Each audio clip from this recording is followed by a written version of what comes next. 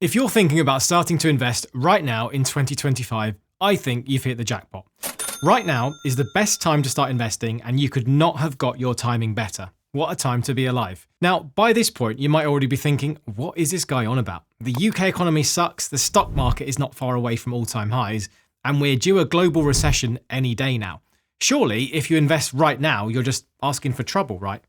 Why would you risk your hard-earned money by investing when you could get 4% in a savings account completely risk-free? Well, hear me out, because I think by the end of the video, you might change your mind completely and be wondering why you hadn't started sooner. First up, let's address the point I just mentioned. What if the stock market is about to crash and we're headed for some kind of global recession? Let me put my pessimist hat on and pretend that I've been watching videos on YouTube back to back claiming that the stock market is going to crash. You can find them, they appear every single day, and they have been for the past 5 years. Why don't we pretend that the stock market crashes exactly 50% over the next 3 months? And of course, with your luck, you just started investing with £200 a month. After 3 months, just to keep the math simple, why don't we say that your investing account now just shows £300 and you're down exactly 50% of what you've put in? If I were you, I'd be pretty annoyed, and I definitely never watch any more YouTube videos from people who say that now is the best time to get started investing. Anyway, you're now left with a decision to just pull out and sell, or continue on and run the risk of losing even more money. Just before you do that though, you have a revelation and your brain snaps into gear. You say, hang on, isn't investing meant to be a long-term thing? I'm meant to be doing this for the next few decades. The value on my account doesn't mean anything unless I need to sell, and if anything, this means that this month's investment of £200 is now going to buy you twice as much as it did before. Think about it like this. If you had to choose between a stock market crash happening at the start of your investing journey or towards the end, you'd always choose the start.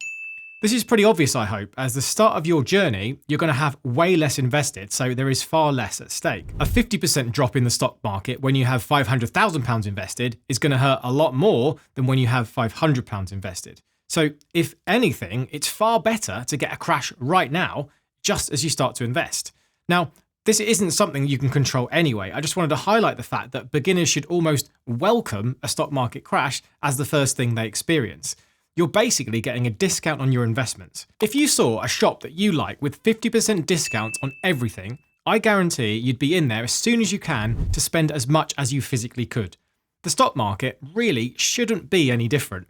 If you can get twice the number of shares now in some of the world's best companies, why wouldn't you try and get as many as you can? Anyway, let me take my pessimist cap off now and come back to earth.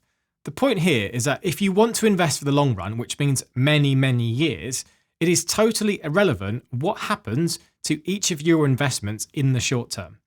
The loss or gain on paper is just that. It's totally meaningless unless you need to actually sell that investment. It's exactly the same as the value of your house if you own one. It does not matter if the market is in a terrible place if you aren't looking to sell your home. Imagine this, every day the value of your home will be completely different than the last for so many different reasons. There could be nobody on the market one day, and then the next day you could have 3 people fighting for your house. You could have a global recession one week, or you could have a mega boom where interest rates are close to zero and everyone wants to buy property again. None of these things are in your control, but all of them can affect the day-to-day price of what your house is worth. But unless you actually want to sell, the price that you might get offered shouldn't affect you at all. So why do we feel so different when it comes to looking at our investing accounts? Human nature, I guess. But anyway, just be aware of it and ignore those numbers. On to the next point. Investing can be done completely tax-free. There are so many benefits that you can take advantage of if you want to start investing here in the UK, and not every country is as generous as we are here. For example, just think about ISA accounts for a second. Now, many of you out there are probably aware of the Cash ISA, which is an account that lets you earn interest on your money and take all of those gains tax-free.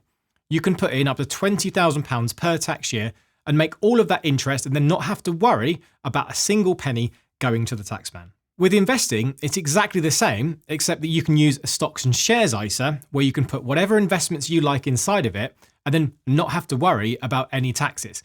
I've done lots more videos on the details of those accounts, so I'm not going to spend the time now on all of the ins and outs, but I did just want to remind everyone just how powerful these accounts can be. As of 2025 right now, less than 10% of all UK adults are even using a stocks and shares ISA.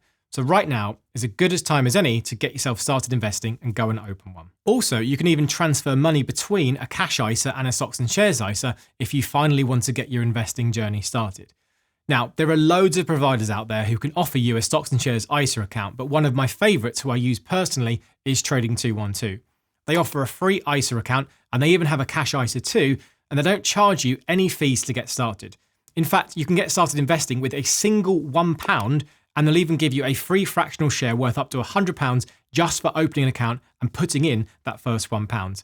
Make sure you use my link in the description in order to get this bonus, or just use the code Toby in the promo code section of the app if you've opened an account already in the last 10 days but not received your free share. I've got other platforms I also use too, and you can check them all out in the links in the description below.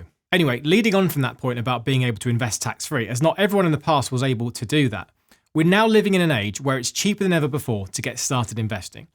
Just the fact that you can open a stocks and shares ISA account, deposit just a single £1, and then use that money to invest in some of the biggest companies in the world totally blows my mind. It wasn't long ago that you'd have to pay hundreds of pounds as a minimum just to get started investing, and you'd be paying big broker commissions to a person on the end of a phone. The fact that you can do this all from the comfort of your own home, using your smartphone while you sit there on the loo, is just incredible. Now, that last part is optional, but I guarantee there's at least one person doing that right now. Now, if that is you, don't forget to wash your hands and spray a bit of the spray as well, because it smells a bit. And do that before you hit the like button, and make sure you subscribe to the channel already. Right now, today, or whenever you watch this video, it is cheaper than ever before to get started investing. You might not think it matters too much in the long run, but believe me, keeping your fees and costs low as an investor is one of the single most important things you can do.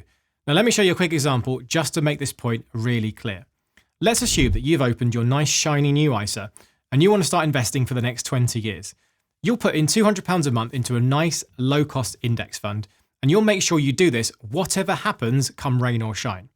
On that note, I've gone into more details about how to invest in my beginner's guide, so don't worry, we've got that part covered too. Go watch that video after this one. Anyway, £200 a month, getting 10% a year for 20 years, just to keep our maths nice and simple, will give you a final figure of £145,105.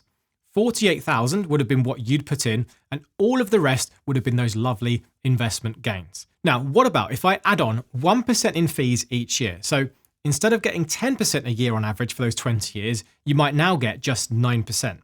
It might not sound like much, but this amount in fees has a big impact on what you would get back. This is because the effect of those fees compounds every single year.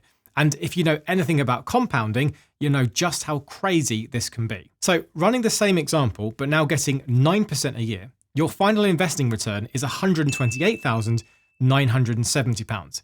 That's £16,000 less over the same period of time, which works out to be £800 a year, or in monthly terms, £66 in fees. You're putting in £200 a month, yet those fees work out to be more than 30% of that amount with just 1% in total. Hopefully now you can see just how important it is to keep those fees low. Again, not many years ago, fees of 1, 2, or even 3% would not be abnormal at all once you added everything up. It's no wonder that over the years, the people always getting rich were the people in the finance industry when investors were being taken for a ride like this.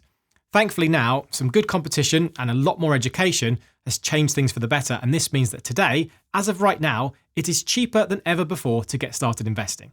And platforms like Trading 212 and others that I use personally have completely changed the game to allow you to get more of your money working for you. Okay, this next point should have really been at the beginning because it's so vital. Starting now and starting early today gives you more time to invest. Time spent investing is one of the most powerful things you can use, and it's what lets you turn a small amount of money into a pretty huge sum.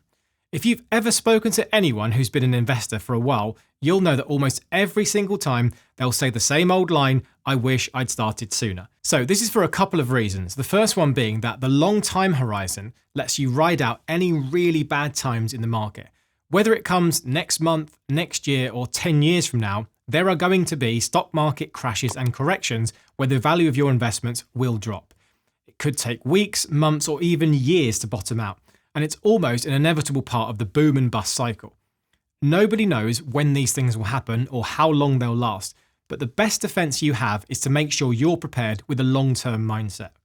If you have time on your hands and no need to sell, then the price of your investments makes no difference to you whatsoever.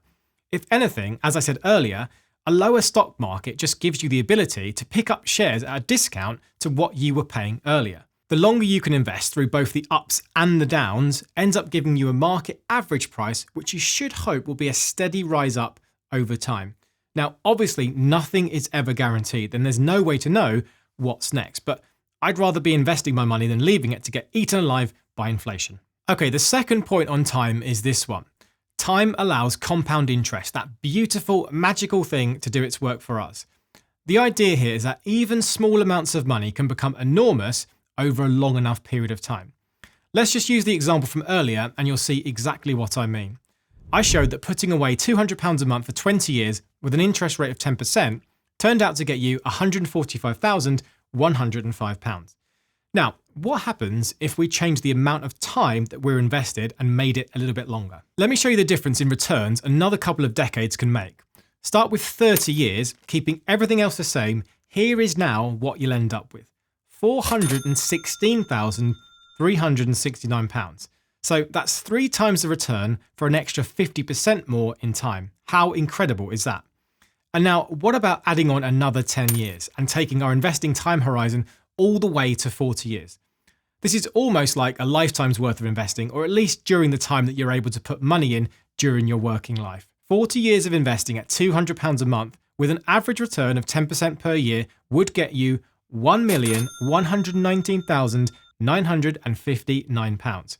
And yes, sure, this is just an example. 10% is a lot and we're not factoring in inflation or anything like that. But I'm just trying to show you the power of compounding. Like I said before, we have no idea what the future holds for investors. And I also have no idea if we might have a stock market crash very soon or right at the end of our journey. All I know is that small numbers can compound with amazing results when given enough time. And the only way to get that compounding started would be to actually start investing right now, this week, this month, or this year. The best time to get started investing is now. So all that leaves me to say is that if you want to get started investing, I've got loads of videos to help you do this on my channel. I've got lots more planned this year. And if you want to watch a beginner's guide to investing, that you can go ahead and watch that video right here now. Good luck with what's next. I'll be along for the ride, whatever happens. I'll see you in the next video. Happy investing.